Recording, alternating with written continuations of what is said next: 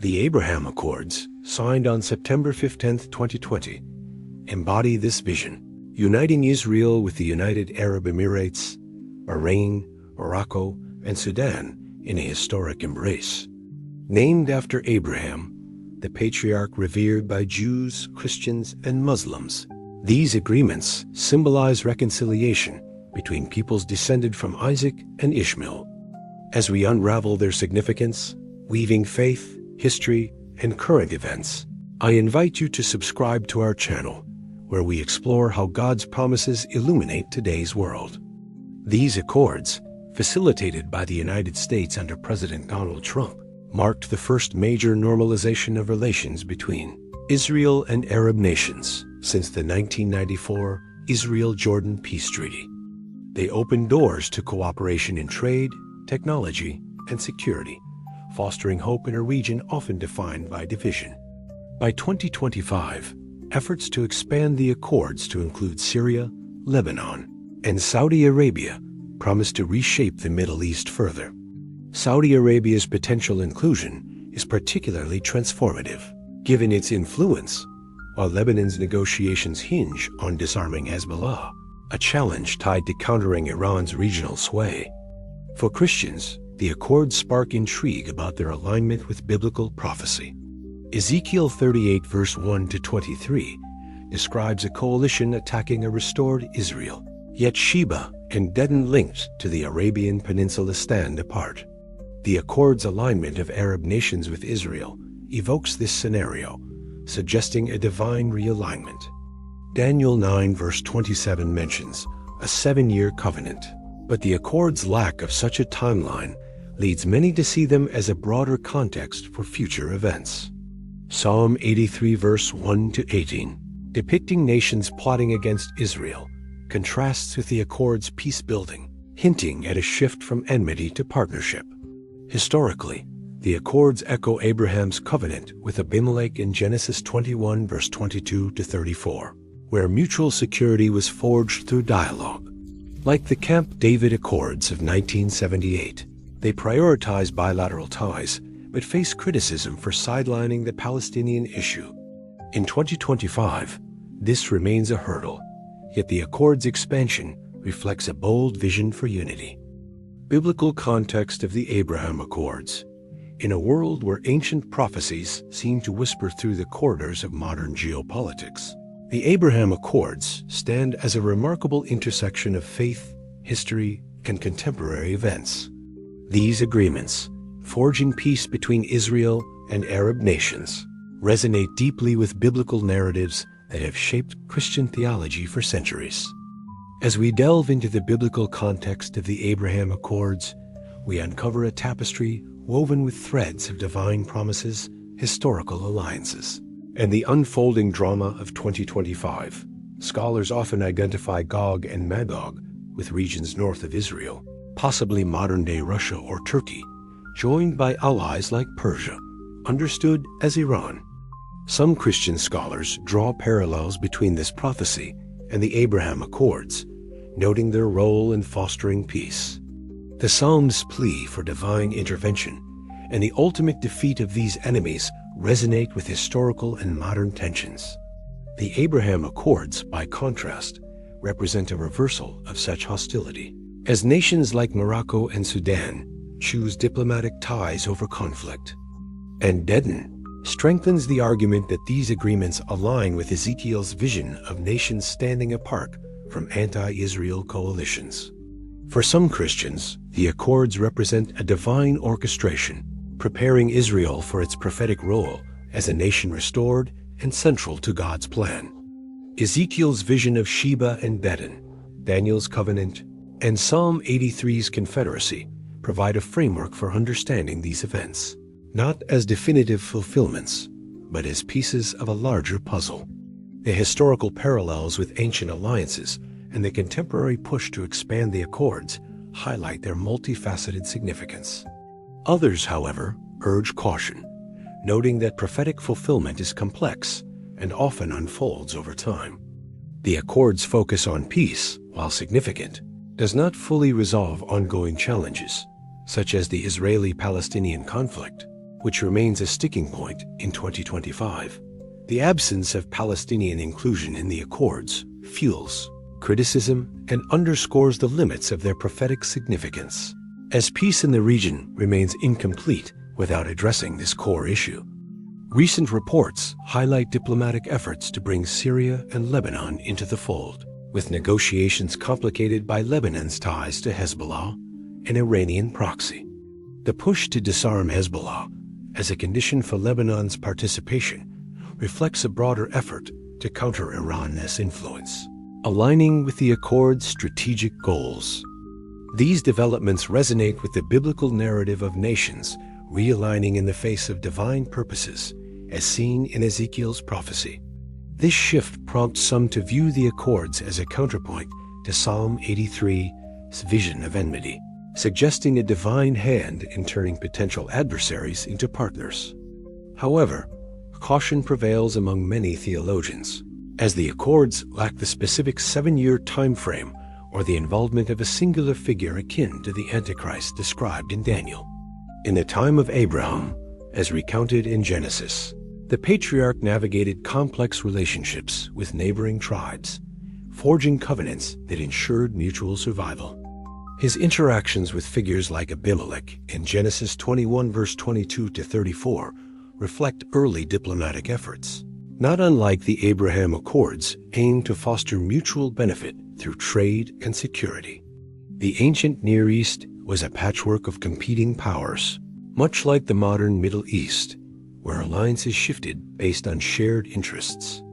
The Accords mirror this historical pattern, uniting nations against common threats, such as Iran's regional influence, much as ancient tribes banded together against mutual foes. Instead, the Accords may serve as a broader context, setting the stage for future developments that could align more closely with this prophecy. The absence of a defined timeline and the cooperative nature of the Accords suggest they are not a direct fulfillment, but rather a significant step in a larger prophetic narrative. Yet the text also mentions Sheba and Dedan regions associated with the Arabian Peninsula, including parts of modern Saudi Arabia and the Gulf states, as standing apart, questioning the motives of the invaders rather than joining them.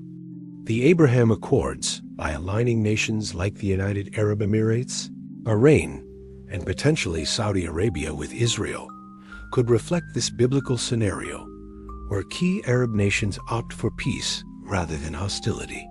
This alignment has led some Christian theologians to speculate that the Accords may signal a prelude to the events described in Ezekiel, as they reshape regional alliances in ways that echo prophetic descriptions.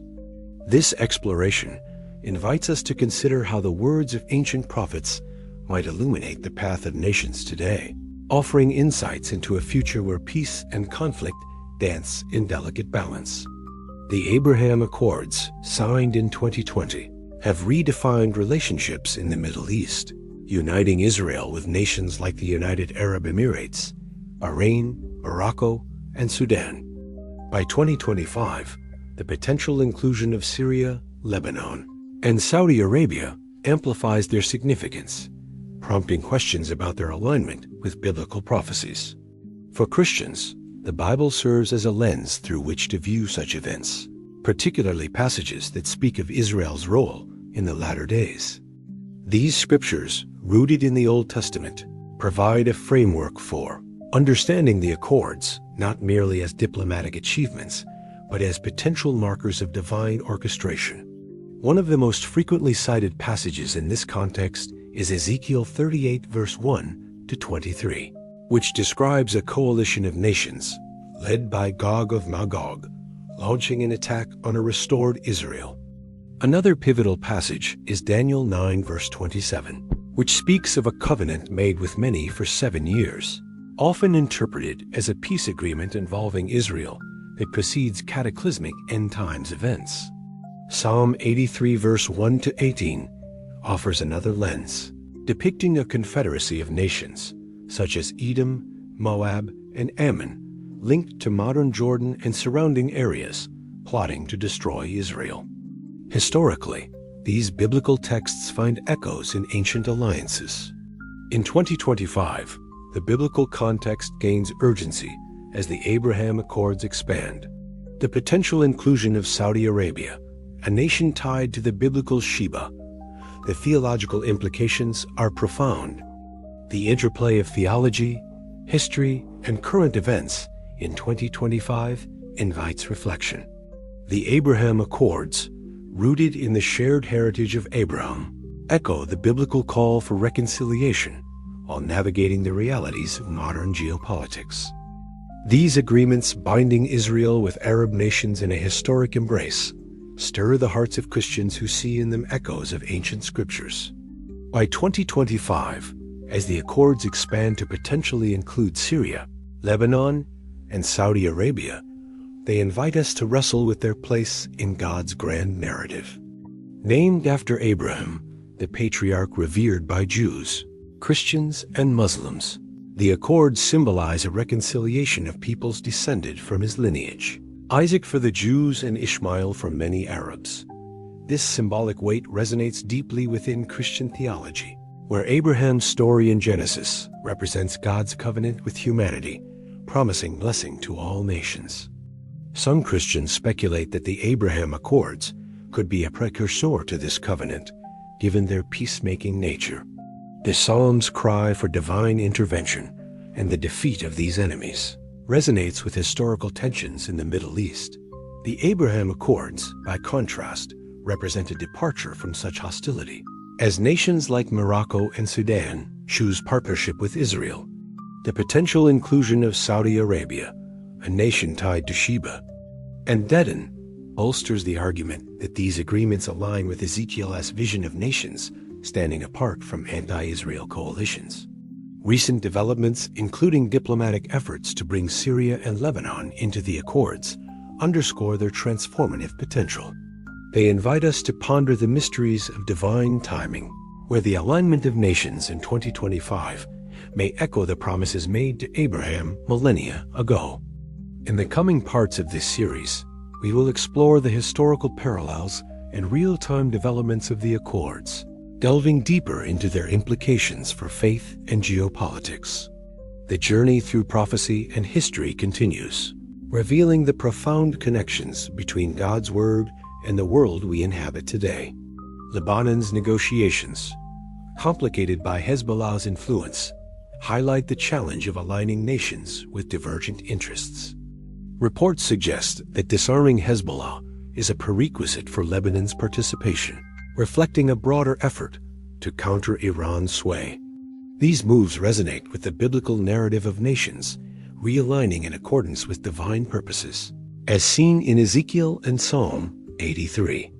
This shift prompts some theologians to see the Accords as a counterpoint to Psalm 83, where divine providence turns potential adversaries into allies, weakening the coalitions that once threatened Israel's existence. Critics argue that the Accords sideline Palestinian aspirations, as they prioritize bilateral ties without addressing issues like statehood or territorial disputes. For some, the Accords are a divine orchestration, aligning nations in ways that echo Ezekiel's prophecy and prepare Israel for its prophetic destiny. Others caution against overinterpreting their significance, emphasizing that prophetic fulfillment is complex and often unfolds gradually. The Accords' symbolic connection to Abraham, coupled with their practical impact on regional alliances, underscores their multifaceted role. They challenge Christians to consider how God's promises intersect with human agency, shaping a world where ancient words find new meaning. From a theological perspective, this tension complicates interpretations of the Accords as prophetic fulfillments, as true peace in the region remains elusive. Some Christians view this as a reminder of the incomplete nature of human efforts, pointing to prophecies like Isaiah 2 verse 2-4, which envision a future where all nations stream to Jerusalem in peace, a vision not yet realized in 2025.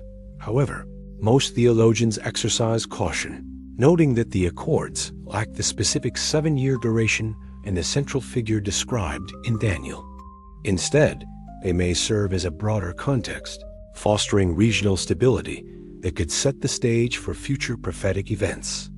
The Accords' focus on cooperation in trade technology and security aligns with the idea of a peace agreement, but does not fully match Daniel's prophecy, leading many to view them as a preparatory step rather than a direct fulfillment. The Accords' expansion in 2025, with negotiations to include Saudi Arabia, Syria, and Lebanon, amplifies their significance, prompting believers to ask whether they align with prophecies about Israel's role in the latter days. This theological interpretation weaves together Christian doctrine, ancient history, and the pulse of current events, seeking to discern whether these accords are mere diplomacy or a divine prelude to the unfolding of biblical prophecy.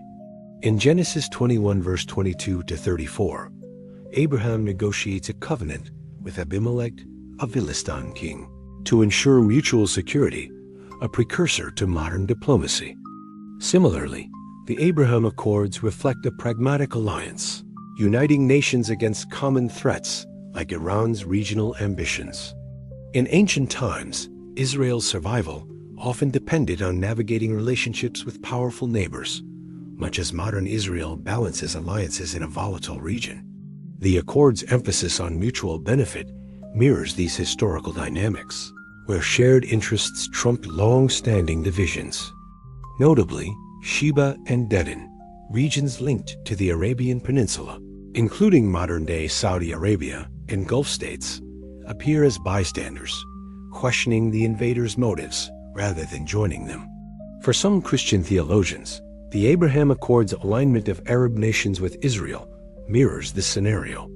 The United Arab Emirates, Bahrain, and potentially Saudi Arabia, by forging ties with Israel, may embody Sheba and Dedan's neutral or supportive stance, suggesting a realignment of nations that could prelude the events of Ezekiel's prophecy. This perspective gains traction as Saudi Arabia's potential inclusion in 2025 strengthens a coalition countering Iran, often associated with the biblical Persia in Ezekiel's vision. The Abraham Accords, signed in 2020, have reshaped the Middle East by fostering diplomatic ties between Israel and nations like the United Arab Emirates, Bahrain, Morocco, and Sudan. Central to this discussion is Ezekiel 38 verse 1 to 23, which describes a coalition led by Gog of Magog, often interpreted as a northern power, possibly Russia or Turkey, attacking a restored Israel. Daniel 9 verse 27 offers another prophetic lens, describing a covenant with many for 7 years, often linked to a figure known as the Antichrist. Psalm 83 verse 1 to 18 presents a vivid image of a confederacy of nations, such as Edom, Moab, and Ammon, linked to modern Jordan and neighboring areas plotting to destroy Israel. Historically, the Accords find parallels in the ancient world, where alliances were forged to secure peace and prosperity. In 2025, the theological implications of the Accords are magnified by their expansion. The Accords also raise questions about the Israeli-Palestinian conflict, a persistent obstacle to comprehensive peace. The interplay of theology, history, and current events invites believers to approach the Abraham Accords with both awe and discernment.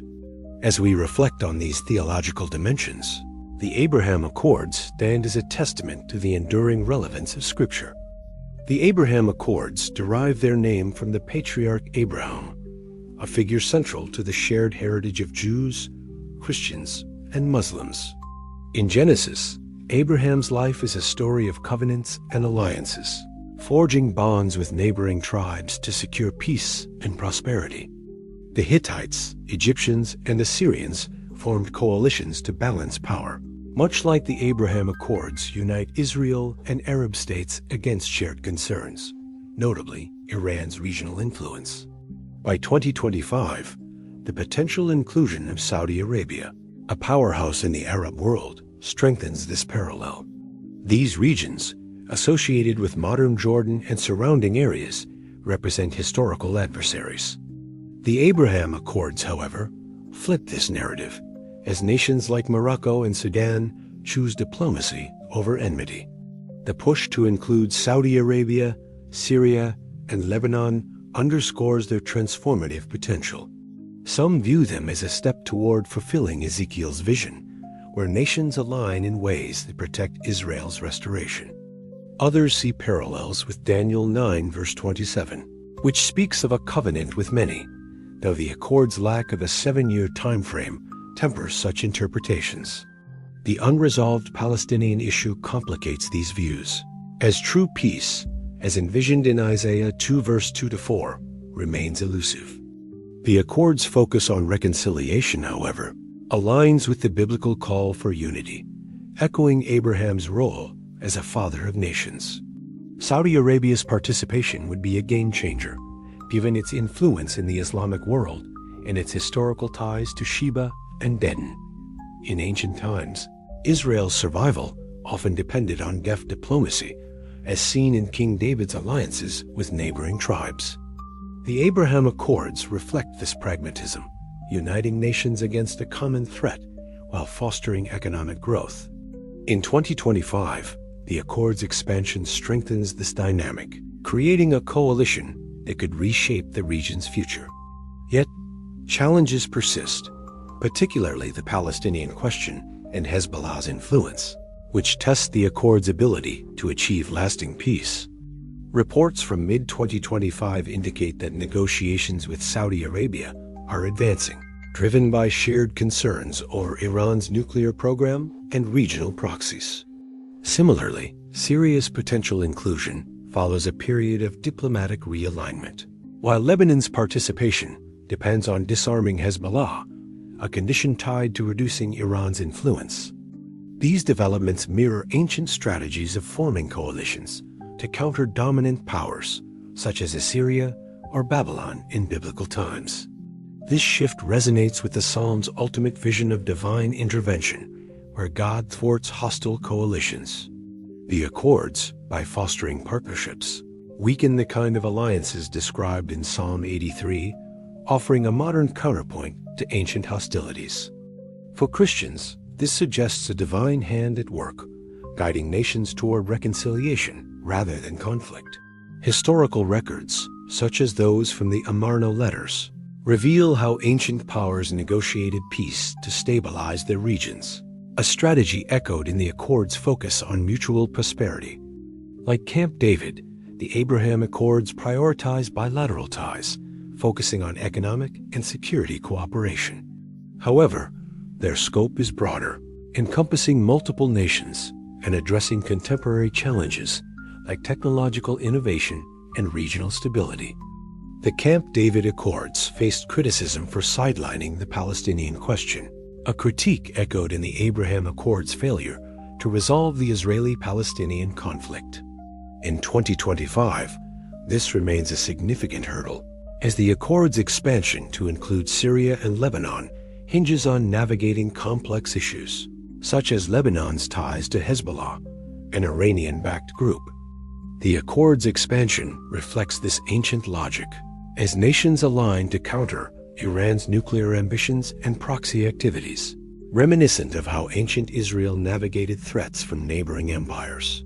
One striking example is found in Genesis 21 verse 22-34, where Abraham negotiates a treaty with Abimelech, a Philistine king, to resolve disputes over a well and ensure mutual security. Ezekiel 38 verse 1-23 paints a picture of a future coalition led by Gog of Magog, attacking Israel, while Sheba and Dedan regions tied to the Arabian Peninsula stand apart, questioning the aggressors. The Abraham Accords, by aligning nations like the United Arab Emirates, Bahrain, and potentially Saudi Arabia with Israel, evoke this scenario. These nations' decision to prioritize peace over conflict mirrors the biblical depiction of Sheba and Dedan as non-participants in the anti-Israel coalition, suggesting a divine realignment of nations in the latter days. This parallel gains significance in 2025, as Saudi Arabia's potential entry into the Accords could solidify a bloc countering Iran, often linked to the biblical Persia. This ancient agreement mirrors the Abraham Accords' aim to foster cooperation in trade, technology, and security among nations historically at odds. Just as Abraham's covenant with Abimelech marked a moment of reconciliation, the Accords represent a modern effort to bridge divides between Israel and Arab nations, rooted in their shared lineage through Isaac and Ishmael. In the ancient Near East, alliances were often pragmatic, driven by the need to counter common threats or secure economic benefits. The biblical narrative offers further parallels, particularly in prophecies that describe Israel's relationships with surrounding nations. Psalm 83 verse 1 to 18 provides another lens, describing a confederacy of nations, Edom, Moab, Ammon, and others, plotting to destroy Israel. The Accords also draw parallels with historical peace agreements, such as the Camp David Accords of 1978, which normalized relations between Israel and Egypt. In the contemporary context of 2025, the Abraham Accords reflect historical patterns of alliance building while addressing modern geopolitical realities. Theologically, the Accords challenge Christians to consider their prophetic significance. The historical parallels extend to the broader Middle Eastern context. The Abraham Accords, named after the patriarch Abraham, whose legacy unites Jews and Arabs through Isaac and Ishmael, have transformed the Middle East since their inception. By fostering cooperation in trade, technology, and security, they have created a framework for peace that challenges decades of hostility. Ezekiel 38 verse 1 to 23 foretells a coalition, led by Gog of Magog, often interpreted as a northern power like Russia or Turkey, attacking Israel, with Sheba and Dedan, regions tied to the Arabian Peninsula, standing apart. The potential inclusion of Saudi Arabia, historically associated with Sheba and Dedan, in the Abraham Accords strengthens this parallel. Some see them as a precursor to the covenant described in Daniel 9 verse 27, where a leader makes a 7-year agreement with many, often linked to end times events. In ancient times, as seen in Genesis 21 verse 22 to 34, Abraham forged a covenant with Abimelech to secure peace, much like the Accords unite nations for mutual benefit. The Accords' focus on bilateral ties between Israel and Arab states has drawn criticism for bypassing Palestinian aspirations for statehood and territorial resolution. The U.S. strike on Iran's nuclear facilities, combined with diplomatic pressure on Hezbollah, has created a window for expanding the Accords. While not a direct fulfillment of prophecy, they align with the biblical theme of reconciliation, as seen in Abraham's legacy. The Accords' ability to unite nations historically divided by conflict mirrors the divine call for unity. Yet their limitations, particularly the Palestinian question, remind believers of the complexity of prophetic fulfillment. The interplay of theology, history, and current events suggests that the Accords are a significant chapter in a larger story, where human agency and divine purpose converge. Saudi Arabia's negotiations, driven by shared concerns over Iran, reflect a pragmatic alignment akin to ancient coalitions against dominant powers like Babylon. Syria's potential participation, following a period of isolation, signals a shift toward regional integration, while Lebanon's talks highlight the challenge of neutralizing Iran's proxies. These developments resonate with Ezekiel's vision of nations realigning, with Sheba and Dedan standing apart from anti-Israel forces. This tension echoes historical patterns, where peace agreements often prioritized strategic alliances over comprehensive solutions. For Christians, this recalls Isaiah 2 verse 2 to 4, which envisions a future of universal peace centered in Jerusalem, a vision not yet realized. The Accords' incomplete peace challenges interpretations of them as prophetic fulfillments, suggesting they are part of a larger divine narrative still unfolding. The ancient Near East was a mosaic of alliances, with powers like Egypt and Assyria forming coalitions to balance threats, a dynamic mirrored in the Accords' aim to counter Iran. The Camp David Accords of 1978, which normalized Israel-Egypt relations, serve as a modern precedent. though the Abraham Accords' multi-nation scope is unprecedented.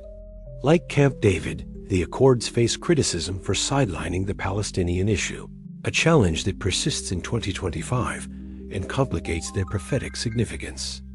However, the Accords' lack of a specific 7-year timeframe and a singular figure akin to the Antichrist leads most theologians to view them as a contextual development rather than a direct fulfillment. Psalm 83 verse 1 to 18, which depicts a confederacy of nations plotting against Israel, offers another lens. The Accords' success in turning former adversaries like Morocco and Sudan into partners suggests a reversal of such hostility, resonating with the Psalm's vision of divine intervention to thwart Israel's enemies. By aligning with Israel, Saudi Arabia and other Gulf states may embody the neutral or supportive stance described in Ezekiel, suggesting a divine realignment of nations. This perspective is bolstered by recent developments, including a reported U.S. military strike on Iran's nuclear facilities in early 2025, which has heightened optimism for expanded accords by weakening Iran's regional leverage. In 2025, the Accords are entering a bold new phase, driven by the United States under President Donald Trump's second term.